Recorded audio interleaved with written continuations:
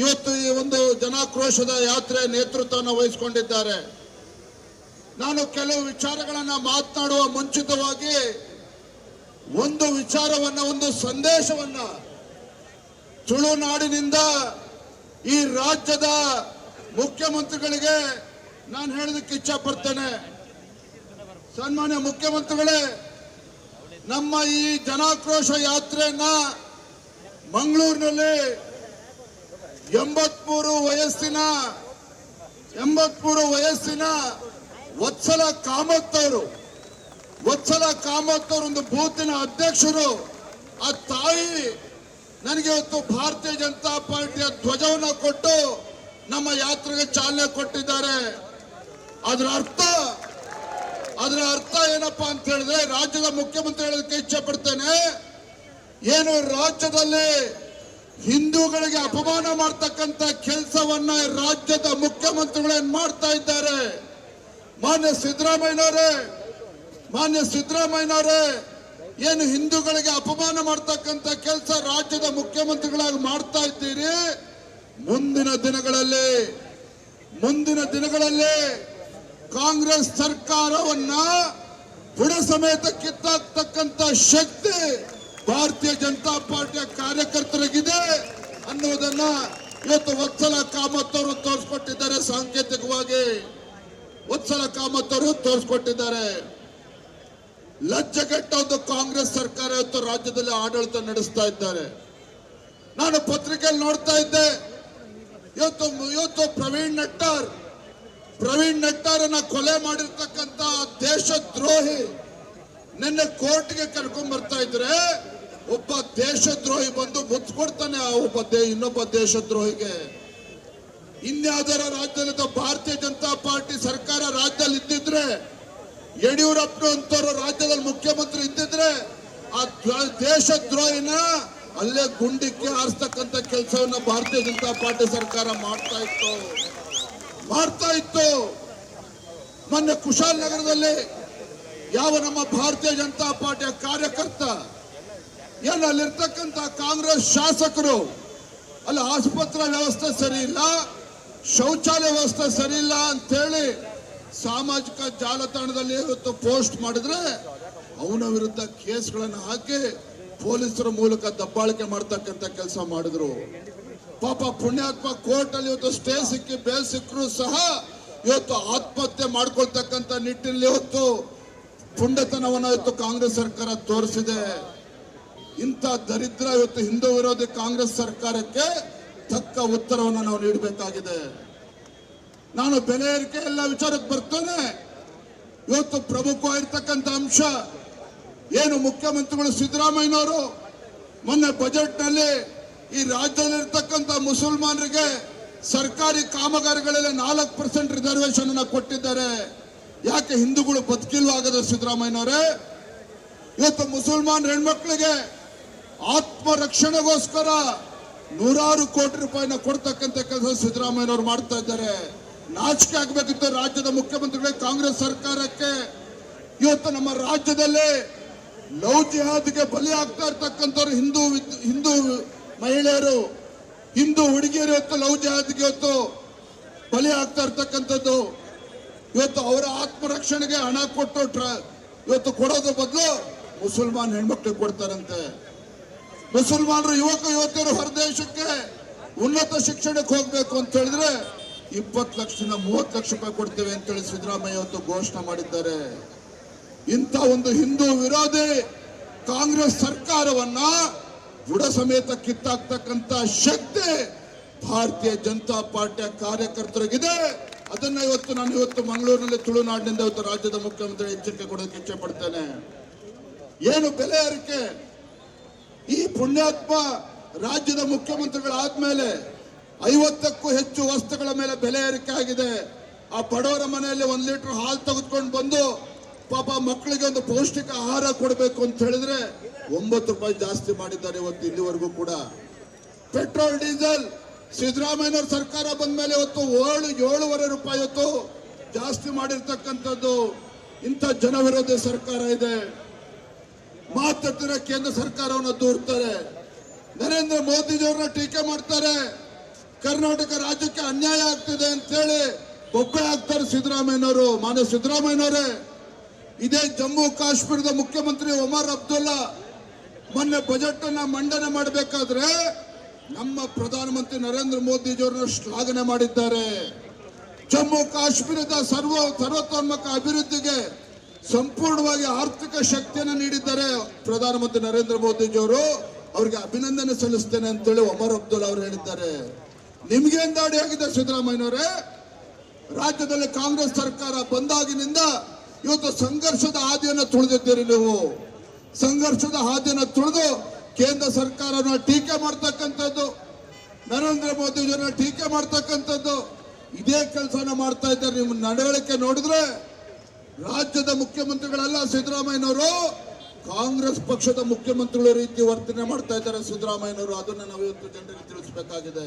ಇವತ್ತು ನರೇಂದ್ರ ಮೋದಿಜಿ ಸರ್ಕಾರ ಬಂದ ಮೇಲೆ ಕಳೆದ 10 ವರ್ಷದಲ್ಲಿ ನಮ್ಮ ರಾಜ್ಯದ ಅಭಿವೃದ್ಧಿಗೆ 2,85,000 ಕೋಟಿ ಕೊಟ್ಟಿದ್ದಾರೆ. ಇದೆ ಮನಮೋಹನ್ ಸಿಂಗ್ ಇದ್ದಾಗ ಕೇವಲ 85,000 ಕೋಟಿ ಕೊಟ್ಟಿದ್ರು.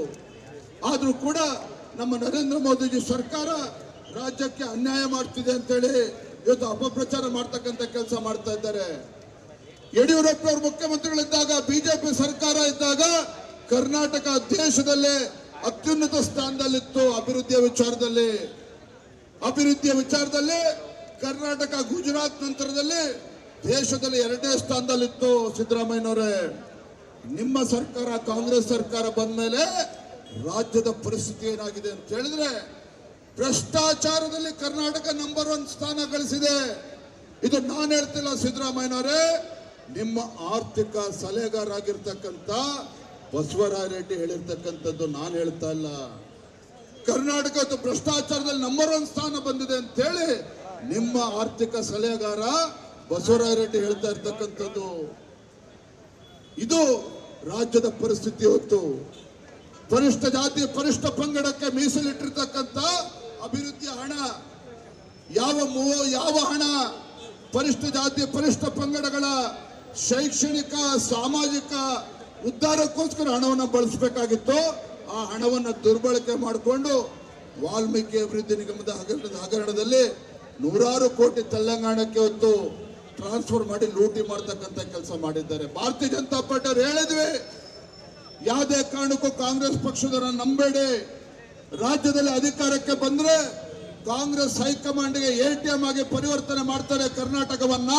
ಇಂಥ ಮೋಸಗಾರರನ್ನ ನಂಬೇಡಿ ಅಂತ ಹೇಳಿದ್ವಿ. ಆದ್ರೂ ಕೂಡ ಜನರು ಮರಳಾದ್ರು, ಅವರ ಯೋಜನೆಗಳ ಬಗ್ಗೆ ಮರಳಾದ್ರು. ಇವತ್ತು ಎಂತ ಪರಿಸ್ಥಿತಿ ಬಂದಿದೆ ಅಂತ ಹೇಳಿದ್ರೆ, ಪಾಪ ರೈತ ತನ್ನ ಹೊಲಕ್ಕೆ ವಿದ್ಯುತ್ ಸಂಪರ್ಕ ತೆಗೆದುಕೊಳ್ಬೇಕು, ಟ್ರಾನ್ಸ್ಫಾರ್ಮರ್ ಹಾಕೋಬೇಕು ಅಂತ ಹೇಳಿದ್ರೆ, ಯಡಿಯೂರಪ್ಪನವರು ಬಿಜೆಪಿ ಸರ್ಕಾರ ಇದ್ದಾಗ 25,000 ರೂಪಾಯಿ ಕಟ್ಟಿದ್ರೆ ಸಾಕಾಗ್ತಾ ಇತ್ತು. ಇವತ್ತು ಅದೇ ರೈತ ಟ್ರಾನ್ಸ್ಫಾರ್ಮರ್ ಹಾಕಿ ವಿದ್ಯುತ್ ಸಂಪರ್ಕ ತೆಗೆದುಕೊಳ್ಬೇಕು ಅಂತ ಹೇಳಿದ್ರೆ 2.5 - 3 ಲಕ್ಷ ರೂಪಾಯಿ ಕೊಡ್ಬೇಕಾಗುತ್ತೆ. 2.5 - 3 ಲಕ್ಷ ರೂಪಾಯಿ. ಇವತ್ತು ಶಕ್ತಿ ಯೋಜನೆ ಅಂತ ಹೇಳ್ತಾರೆ, ಇವತ್ತು ಮಹಿಳೆಯರಿಗೆ ಉಚಿತ ಬಸ್ ಅಂತ ಹೇಳ್ತಾರೆ. ಗ್ರಾಮೀಣ ಭಾಗದಲ್ಲಿ ಪಾಪ ನಮ್ಮ ಬಡ ಮಕ್ಕಳು, ಶಾಲಾ ಕಾಲೇಜ್ಗೆ ಹೋಗ್ತಕ್ಕಂಥ ಬಡ ಮಕ್ಕಳಿಗೆ ಬಸ್ಸಿನ ವ್ಯವಸ್ಥೆ ಇಲ್ಲ. ಸಾವಿರಾರು ಬಸ್ಗಳು ನಿಲ್ಲಿಸ್ತಕ್ಕಂಥ ಕೆಲಸ ಮಾಡಿದ್ದಾರೆ. ಇದ್ರ ಮಧ್ಯೆ ಡೀಸೆಲ್ ರೇಟ್ ಬೇರೆ ಜಾಸ್ತಿ ಮಾಡಿ ಹೆಚ್ಚು ಹಣವನ್ನು ಕೊಟ್ಟು ಇವತ್ತು ಬಸ್ಗಳಿಗೋಸ್ಕರ ಪರದಾಡ್ತಾ ಇದ್ದಾರೆ ಗ್ರಾಮೀಣ ಭಾಗದಲ್ಲಿ. ಇವತ್ತು ಡೀಸೆಲ್ ದರ ಜಾಸ್ತಿ ಮಾಡಿರೋ ಪರಿಣಾಮವಾಗಿ ರೈತ ತನ್ನ ಟ್ರ್ಯಾಕ್ಟರ್ ಇರ್ಬೋದು, ಟಿಲ್ಲರ್ ಇರ್ಬೋದು, ಪಂಪ್ ಸೆಟ್ಗಳಿಗೆ ಡೀಸೆಲ್ ಉಪಯೋಗಿಸ್ತಕ್ಕಂಥದ್ದು ದುಬಾರಿ ಆಗಿದೆ. ಇವತ್ತು ಆಸ್ಪತ್ರೆಗೆ ಹೋದ್ರೆ ಬಡವ ಸರ್ಕಾರಿ ಆಸ್ಪತ್ರೆಯಲ್ಲಿ ಅಲ್ಲೂ ಕೂಡ 3 ಪಟ್ಟು 4 ಪಟ್ಟು ಇವತ್ತು ಹಣ ಜಾಸ್ತಿ ಆಗಿರ್ತಕ್ಕಂಥದ್ದು. ಒಟ್ಟಾರೆಯಾಗಿ ನಮ್ಮ ಕರ್ನಾಟಕ ರಾಜ್ಯದಲ್ಲಿ ಇದು ಜನವಿರೋಧಿ ಕಾಂಗ್ರೆಸ್ ಸರ್ಕಾರ, ಬಡವರ ವಿರೋಧಿ ಕಾಂಗ್ರೆಸ್ ಸರ್ಕಾರ ಇವತ್ತು ರಾಜ್ಯದಲ್ಲಿ ಇರ್ತಕ್ಕಂಥದ್ದು. ನಮ್ಮ ರಾಜ್ಯದಲ್ಲಿ ಇರ್ತಕ್ಕಂಥದ್ದು ರೈತ ವಿರೋಧಿ ಕಾಂಗ್ರೆಸ್ ಸರ್ಕಾರ. ನಾನು ಇವತ್ತು ಈ ವೇದಿಕೆ ಮೂಲಕ ರಾಜ್ಯದ ಮುಖ್ಯಮಂತ್ರಿ ಕೇಳೋದಕ್ಕೆ ಇಷ್ಟಪಡ್ತಾನೆ, ಎಷ್ಟು ಬಾರಿ ಮಂಗಳೂರಿಗೆ ಭೇಟಿ ಕೊಟ್ಟಿದ್ದೀರಿ ಮುಖ್ಯಮಂತ್ರಿಗಳಾದ್ಮೇಲೆ 20 ತಿಂಗಳಲ್ಲಿ? ಎಷ್ಟು ಅನುದಾನವನ್ನು ಕೊಟ್ಟಿದ್ರಿ? ಹಿಂದೆ ಯಡಿಯೂರಪ್ಪನವರು ಮುಖ್ಯಮಂತ್ರಿ ಇದ್ದಾಗ, ಬಿಜೆಪಿ ಸರ್ಕಾರ ಇದ್ದಾಗ, ಕೇಂದ್ರ ಮತ್ತು ನಮ್ಮ ರಾಜ್ಯ ಸರ್ಕಾರ ಎರಡೂ ಸರ್ಕಾರಗಳು ಸೇರಿ ಇದೇ ದಕ್ಷಿಣ ಕನ್ನಡದ ಸುಳ್ಯಗೆ 3,500 ಕೋಟಿ ಅನುದಾನ ಕೊಟ್ಟಿದ್ದಾರೆ ಬಿಜೆಪಿ ಸರ್ಕಾರ. ಇದೇ ಪುತ್ತೂರಿಗೆ 1,800 ಕೋಟಿ ರೂಪಾಯಿಗಳನ್ನ ಅನುದಾನವನ್ನ ಬಿಜೆಪಿ ಕೇಂದ್ರ ಮತ್ತು ರಾಜ್ಯ ಸರ್ಕಾರ ಕೊಟ್ಟಿದೆ. ಇದೇ ಬೆಳ್ತಂಗಡಿ ವಿಧಾನಸಭಾ ಕ್ಷೇತ್ರಕ್ಕೆ 3,500 ಕೋಟಿ ರೂಪಾಯಿ ಕೊಟ್ಟಿದ್ದಾರೆ ಅನುದಾನ. ಮೂಡುಬಿದಿರೆಗೆ 2,600 ಕೋಟಿ, ಮಂಗಳೂರು ದಕ್ಷಿಣಕ್ಕೆ ಇವತ್ತು 3,000 ಕೋಟಿ, ಉತ್ತರಕ್ಕೆ ಇವತ್ತು 2,500 ಕೋಟಿ, ಒಟ್ಟಾರೆಯಾಗಿ 19,500 ಕೋಟಿ ರೂಪಾಯಿ ಅನುದಾನವನ್ನ ರಾಜ್ಯದ ಭಾರತೀಯ ಜನತಾ ಪಾರ್ಟಿ ಸರ್ಕಾರ ಮತ್ತು ಕೇಂದ್ರ ನರೇಂದ್ರ ಮೋದಿ ನೇತೃತ್ವದ ಸರ್ಕಾರ ದಕ್ಷಿಣ ಕನ್ನಡ ಅಭಿವೃದ್ಧಿಗೋಸ್ಕರ ಕೊಟ್ಟಿದ್ದಾರೆ. ಇವತ್ತು ಸವಾಲಾಗ್ತಾನೆ ಮುಖ್ಯಮಂತ್ರಿ ಸಿದ್ದರಾಮಯ್ಯನವರಿಗೆ, ಯಾಕೆ ದಕ್ಷಿಣ ಕನ್ನಡ ಮತ್ತು ಕರ್ನಾಟಕ ರಾಜ್ಯದಲ್ಲಿ ಇಲ್ವಾ? ಹಾಗಾದ್ರೆ ಯಾತಕ್ಕೋಸ್ಕರ ನೀವು ಅಭಿವೃದ್ಧಿಗೋಸ್ಕರ ಹಣ ಕೊಡ್ತಾ ಇಲ್ಲ ಇವತ್ತು ದಕ್ಷಿಣ ಕನ್ನಡಕ್ಕೆ? ಯಾತಕ್ಕೋಸ್ಕರ ಕೊಡ್ತಾ ಇಲ್ಲ? ಇವತ್ತು ಆ ಪುಣ್ಯಾತ್ಮ ಸ್ಪೀಕರ್ ಅವರು ನಮ್ಮ ಮುಖಂಡರು ಮಾತನಾಡಕ್ಕೆ ಮರೆತರು. ಇವತ್ತು ಸಮಯದ ಅವಕಾಶ ಅಭಾವ ಇರೋದ್ರಿಂದ ಯಾವ ವಿಧಾನಸಭಾ ಅಧಿವೇಶನದಲ್ಲಿ ನಮ್ಮ ಶಾಸಕರು ಈ ದರಿದ್ರ ಕಾಂಗ್ರೆಸ್ ಸರ್ಕಾರ 4% ಸರ್ಕಾರಿ ಕಾಮಗಾರಿಗಳಲ್ಲಿ 4% ಕೊಟ್ಟಿರ್ತಕ್ಕಂಥ ವಿಚಾರವನ್ನು ಇಟ್ಕೊಂಡು ಮುಸಲ್ಮಾನರ ಓಲೈಕೆ ರಾಜಕಾರಣದ ವಿರುದ್ಧವಾಗಿ ಈ ತರ ವಿಚಾರಗಳನ್ನ ಇಟ್ಕೊಂಡು ಸದನದಲ್ಲಿ ಹೋರಾಟ ಮಾಡಿದ್ರೆ 6 ತಿಂಗಳುಗಳ ಕಾಲ ಇವತ್ತು ಕಾನೂನು ಬಾಹಿರವಾಗಿ ನಮ್ಮ ಶಾಸಕರನ್ನ ಅಮಾನತು ಮಾಡಿದ್ದಾರೆ, ಹೊರಗಡೆ ಓಡಿಸ್ತಕ್ಕಂಥ ಕೆಲಸ ಮಾಡಿದ್ದಾರೆ.